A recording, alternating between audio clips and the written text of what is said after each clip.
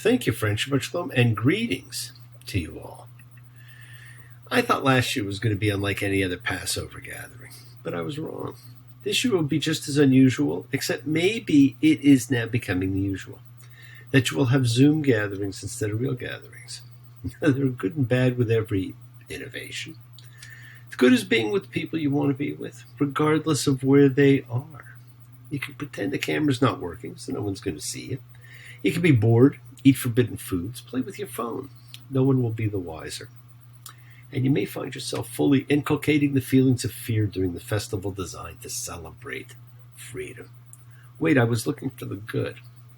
Oh well, you do have an opportunity, though, once again, to do what you were actually called upon to do and celebrate this festival of unleavened bread like it was designed to be celebrated.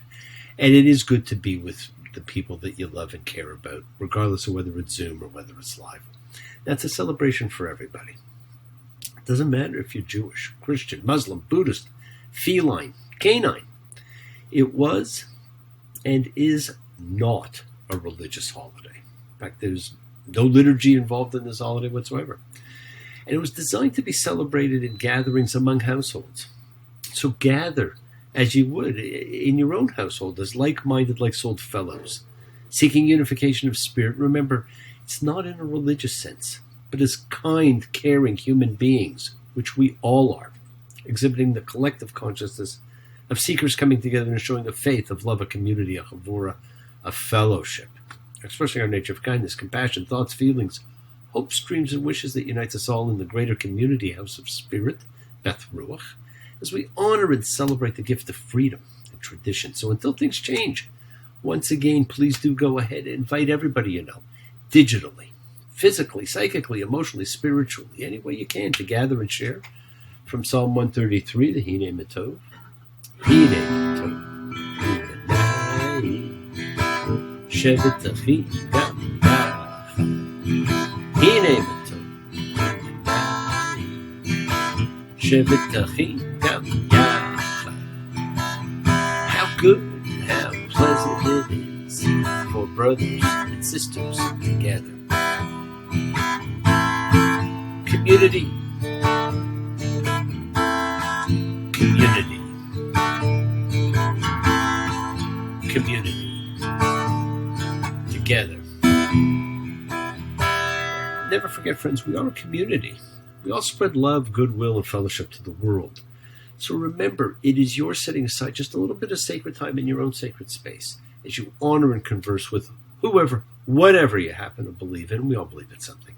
It's part of your kavanah, your intention that you put out to the universe. It is your goodwill.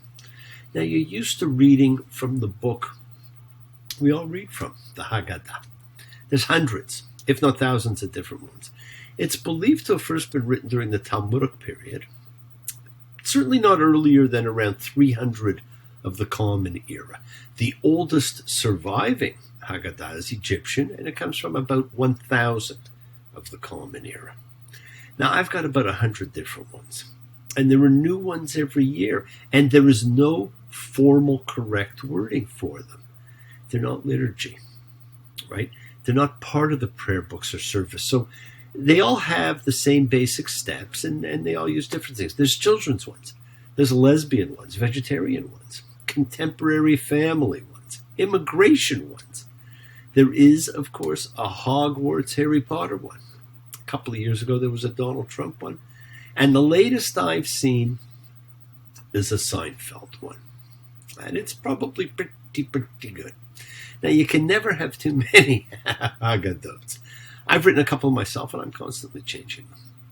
The opening of every Haggadah story is, we were slaves to Pharaoh in Egypt.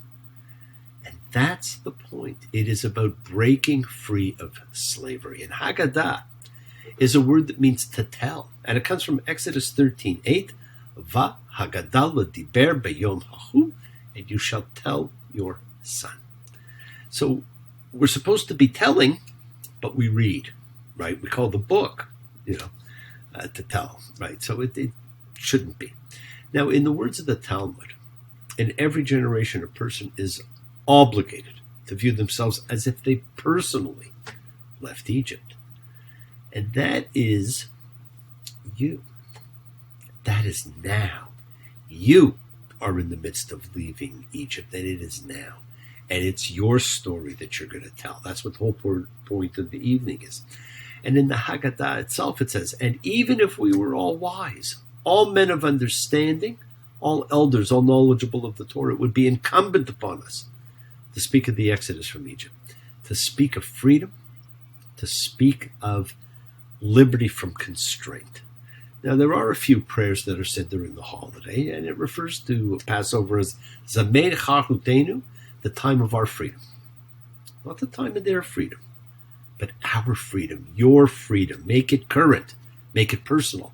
Like the Ten Commandments at the Great Epiphany were spoken to the singular you, individually. So this is all about your individual freedom. It's not about a freedom that took place then.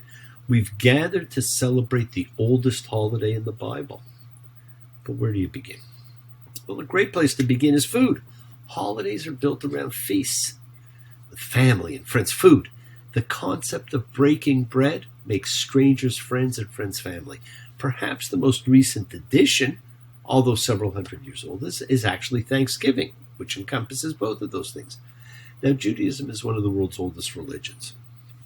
And recent studies have shown that one event more than any other is the tradition held onto by almost all of its members. It's not the high holidays of Rosh Hashanah and Yom Kippur. No, it is the Passover Seder. And not because it was considered the Bible's most important holiday. No. Maybe because there is no liturgy that accompanies it, no synagogue service. It is friends, family, food, fun, songs, and storytelling. It is a time for the engagement of your senses as we eat, drink, tell tales, and be merry. Light a candle for sight. Listen and tell the story, your story. Eat the food, drink the wine or juice for taste. Grab some spring flowers and engage your olfactory sense. Wash your hands. It's more important now than ever, of course, but feel the touch of water as it cleanses you and feel the touch of your loved ones as you share a momentous event. We engage our senses in these holidays, my friends. These are the things that we engage in every day. They're the keys to life. Light gives us strength and shines a light on the fears we carry. And when we see in the light, our fears are not so daunting. Water, juice, wine, bread, or this week the bread of the priest, unleavened bread, matzah. They're the sustenance that keeps us alive. But today, we're formalizing them. This is a celebration of the most important event in history. It affected everyone. It was not a religious event. And it took place over the course of about a month or so. The story of Passover is inexorably connected to the biblical account of the Israelites' exodus from Egypt, which is one of the most popular narratives from the ancient world. It provided ritual of protection from death, the overcoming of bitterness, anger, and sadness in life, and joining the ranks of the holy. That's a pretty good group of things to attain. Now, on top of that, you also get to face and understand your fears. What a bonus that is. And that has a more personal meaning for many. It can apply to anybody, anytime, because those are things we can all feel at any time in our lives. Now, the celebration of the event is captured in the Seder, which is simply a word that means order, but it's taken on a greater meaning, like bread for food. And there's 15 steps to this dance, to the order of the evening, and they're listed in any of the Haggadah that you read, and sometimes all the steps are followed, sometimes not. That's why the evening can be 45 minutes long or 6 hours long, and I have done both.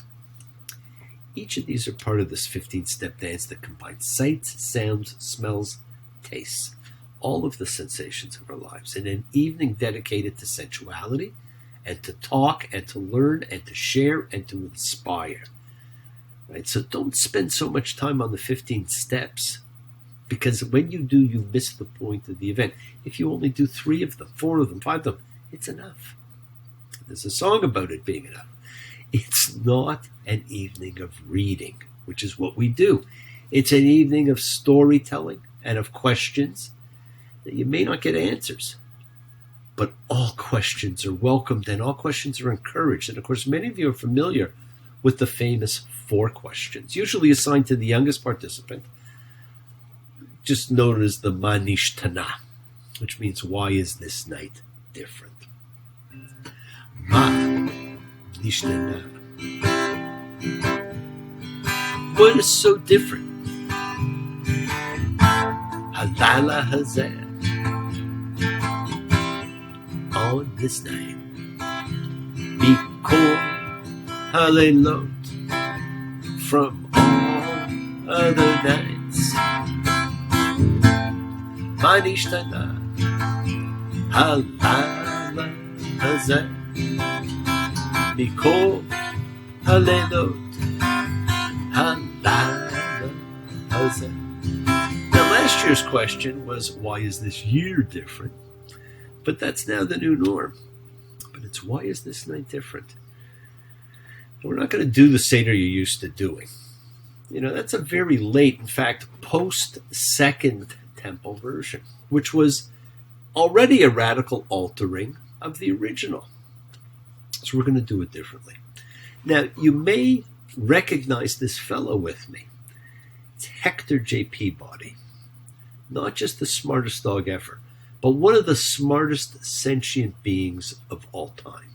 One of his greatest inventions was the Wayback Machine. We're going to borrow it now. And I want you to set the date for the full moon, the 15th of Nisan, 3,470 years ago, approximately 1,450 years before the Common Era. A long, long time ago. I can still remember how the music used to make me smile. And I knew if I had my chance, I could make those people dance. And maybe they'd be happy for a while. Did you write the book of love? And do you have faith in if the Bible tells you so? Now, do you believe in rock and roll, in music? Save your mortal soul. And can you teach me how to dance real slow? Now, music can save your mortal soul. Prayer is intention set to a rhythm. It is a thanksgiving supplication to a power greater than you. And we sing at all spiritual events. Singing invokes spirit in us all. Now, you're in your own home. Over the last couple of weeks, some actually amazing things have been transpiring, things that have no earthly explanation. Now, normally this is relegated to a very small part of the traditional service. But for the last little while, you've been living through 9 unbelievable plagues. Now, for the last year, you've lived through another, but back then, these happened quickly and in rapid succession. Those plagues countered creation. They reflect the tree of life and the 10 commandments, which you have not heard yet. They are cosmic in scope, and on the night of questions, we have to ask ourselves whether these plagues may still be plaguing our lives. But in any other year, by other events that happen to us, by things we do to others, by things we do to ourselves. In this evening of questions, reflect on these events, the plagues of Egypt, Makot Mitzrayim, right? And of course, traditionally for each plague, we put a drop of wine on our plate. Many people love that. Now, the first of the plagues was blood, Dam, the life force of man, the one true forbidden food, his key, his soul. I love the finger puppets of all the plagues. His nefesh, his ruach. It flows through the blood, and we're warned against its consumption because the life force goes in the blood. Now we have to ask, has my lifeblood been cut off? Has my energetic love of life and experience been curtailed? And just as importantly, have I cut off another's? The second of the plagues was frogs. Here's our frog. Tzfardea. We all know when you touch a frog, you get a wart. So What are the warts in my life? Am I the wart in somebody else's? The third of them was lice, keenum. It represents vermin. They may not kill you, but these are bloodsuckers. Are there bloodsuckers in your life? Where are you being a bloodsucker in another's? We then have beasts, a rove. Now it really means, it's a Hebrew word that means swarming creatures, often mistaken for a plague of animals, but really it's about gnats and other swarming things that interfere with the life of survival. In fact, this is one of the most dangerous plagues of all. In several instances in the Torah, we are told of the danger of swarming creatures. And that is the warning of the mob mentality, my friends. Are you part of a mob? Are you the target of a mob? And we see plenty of mobs these days. Next, we have pestilence, deve, infectious disease. It's one of the four horsemen of the apocalypse. It's what we're undergoing right now. It's a member of the COVID family, a true harbinger of death. And pestilence is a term that makes one cringe, like leprosy. It has social implications, and if you have it, you're an outcast. So are you an outcast? Did you cast out others? This, my friends, caused all of the animals to die. Our next is boils, shechin. It's another disease, but this is a visible disease. Visible differences incubate discrimination. Do you discriminate?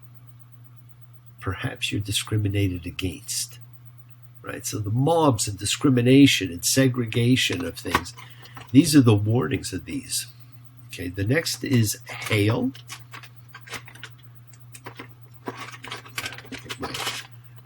My hail puppet. It's an ice cube with fire. Barad. It's hard balls of ice and snow, which doesn't sound so bad. After all, ice is water. It's the birth of life, but it's a destroyer of crops, and it means there's no food. It's unpredictable. It brings devastation. But this was burning hail. That's why we have fire. Fire and water, two opposites, which fight each other. So my question for you, my friends, has hail held you back? Where do you feel devastation in your life? Have you devastated another's life? Are you battling within yourself also? Our eighth was locusts. Araba. It's another swarming creature. Here's two warnings about swarming creatures in 10 plagues. Right now, that tells you something. It tells you the great danger of the swarming mass. And locusts contribute nothing. They're the worst kind of natural disaster, and there's some communities that are considered locusts because they feed off of what others produce and produce nothing of their own. They only bring devastation. Friends, do you contribute and produce? Do you feed off others? Are there parasites in your life that are feeding off of you? Our ninth plague was darkness. Chosha. It's probably the most prevalent plague that we still encounter. How many of us still live in darkness?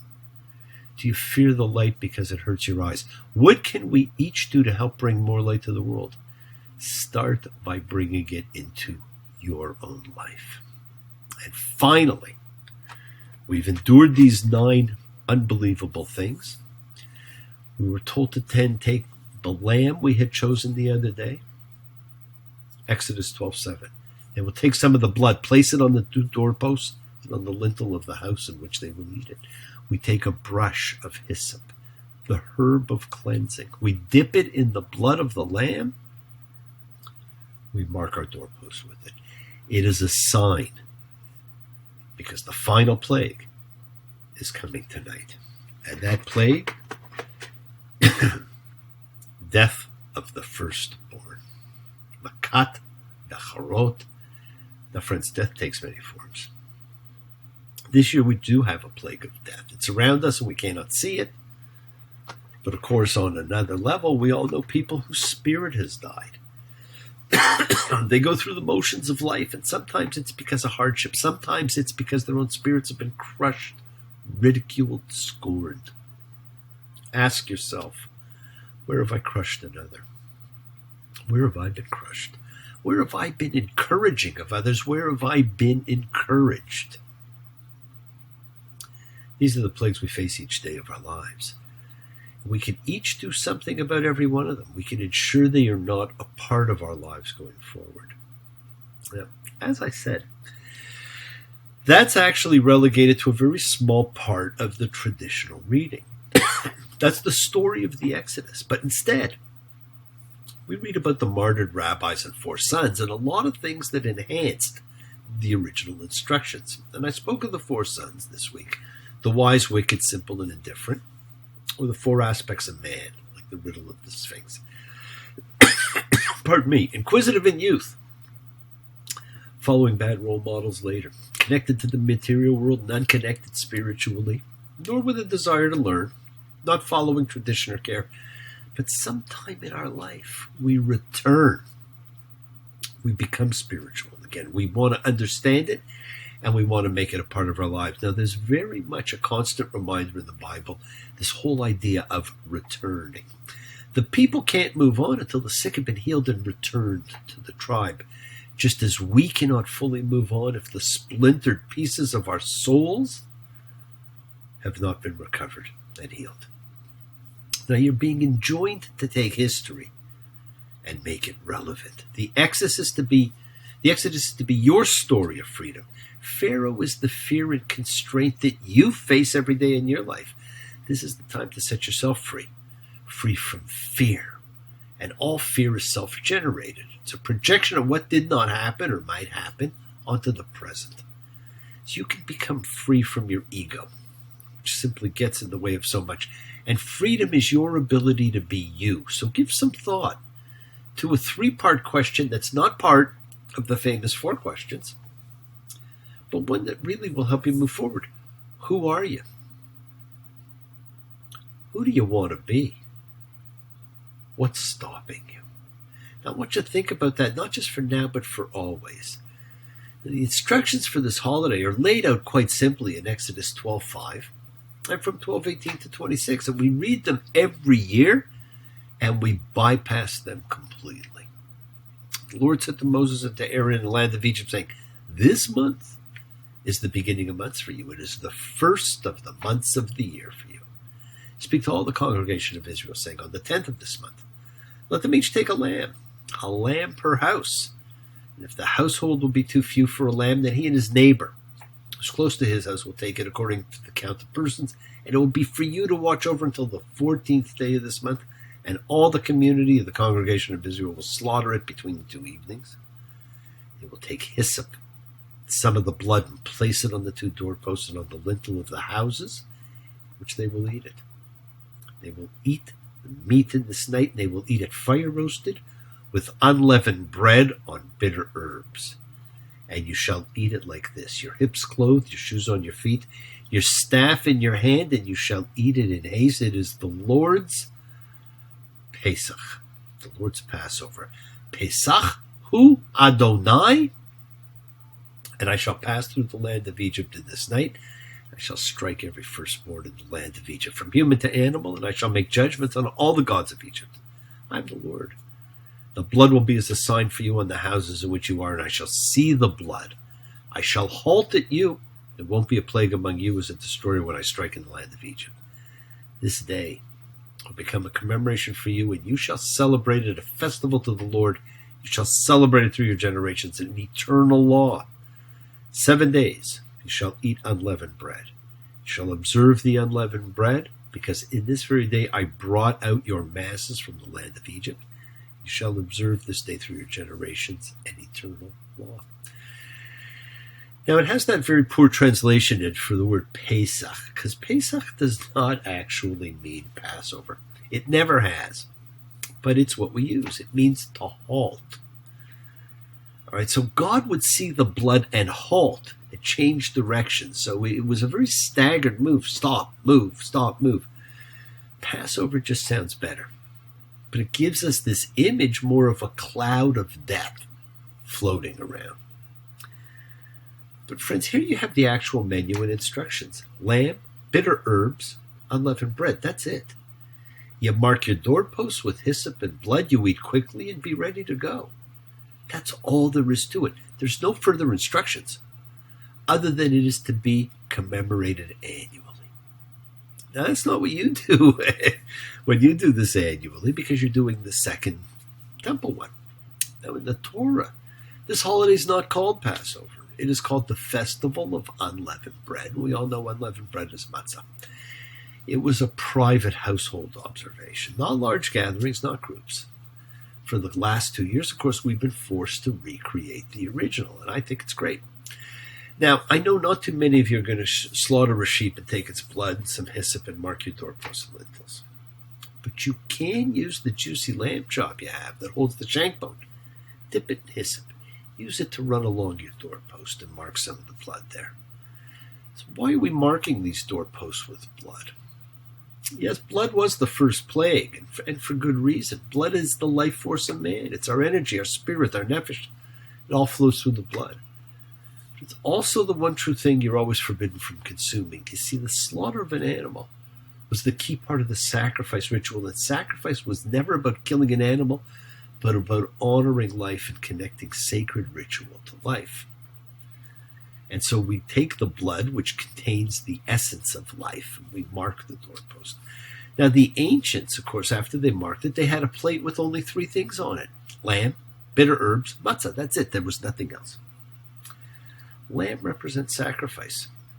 It is the sacredness of life. Blood, the connection to Abraham and the near sacrifice of Isaac. The bitter herbs are sadness, trouble, fear. But they can be consumed, my friends. They do not have to be consuming. And matzah was the bread of the priest. We are holy. The leaven in man is his ego. The egoless bread reminds us of where we stand in de rerum natura, in the nature of things. And you can also see these 3 things representing in the past, the present, and the future, and each food affects each tense. The lamb takes us back to the origins of our people, physically, spiritually, and the horns of the altar, shofars, items of sanctuary. But in the present, it represents an animal with perseverance, the ability of the present to survive, and it's an animal that moves forward. The bitter herbs are the bitter aspects of the past that allow us to remember and honor history. Whatever bitter situation you go through now, we are reminded you will get through, just as we always have. We cannot expect there never to be any bitter times again, but when they arise in present circumstances or for the future, we can overcome them as we have and as we will when they occur again. The matzah, the festival we honor, the Exodus permanent reminder, hurry and leave, the refrain we're used to, for showing us the road to freedom from whatever constrained us then and now, and to keep the faith, to keep the story alive, as we were told to, and as we have for 3,500 years, and to remind us we were, are, and can strive to be a holy people, each of us individually, as we strive to suppress our egos and join the ranks of the holy of the priest. So make this evening, my friends, a haggah. Do not read. No, tell the story. Our sages tell us we are to tell the story as if we were being freed from Egypt. And we all are. We all have been. We all have constraints, restrictions, pharaohs in our lives, the fears which drain and steal our love of life. Friends, this is your opportunity with your family or with yourself. Tell your story. We all have overcome fear in our lives, and we can use this to inspire those around you. You could do so by still using the symbols you grew up with. Put down that book and tell the story by looking at the Seder plate, the one you know, because the entire history is also right there. You do not need this book. Any who have overcome fear and constraint, that's every one of you, must lead others. Be an example. You have to help others to see the path of freedom. We do it with food, and we do it with questions. On all of the nights, we do not dip even once. On this night, why do we dip twice? And of course, the twice is we dip the karpas, the green vegetable, in salt water, and we dip the bitter herbs in haroset to sweeten them. On all other nights, we eat bread or matzah. On this night, why only matzah? On all other nights, we eat herbs of any kind. On this night, why only bitter herbs?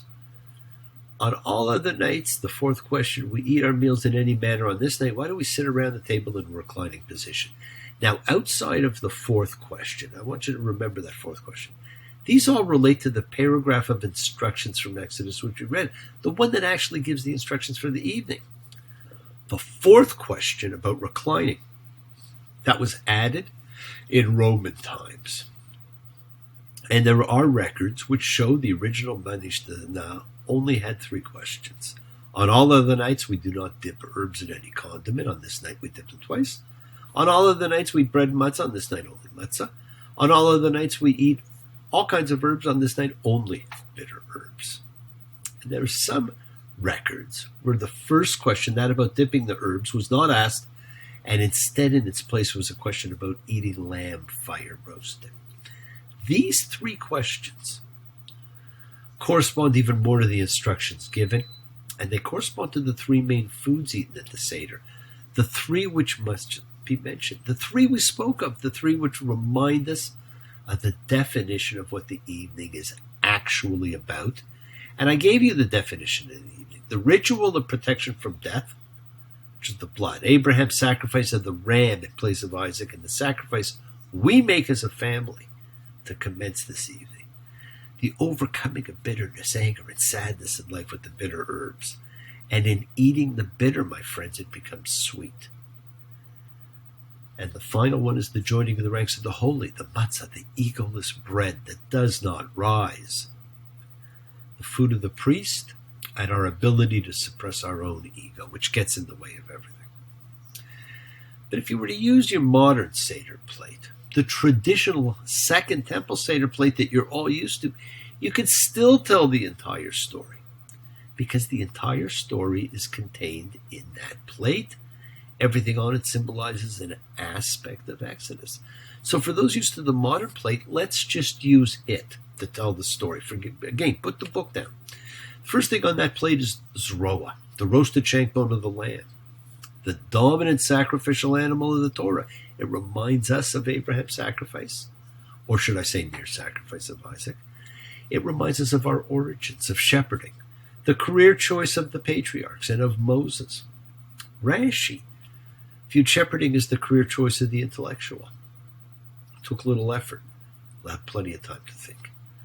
And of course it evokes the Paschal lamb, which our forefathers offered to God and ate as the meal, and which we on this night offer as our sacrifice, our exchange. Second thing is betza, the boiled egg whose roundness symbolizes the circle of life and death.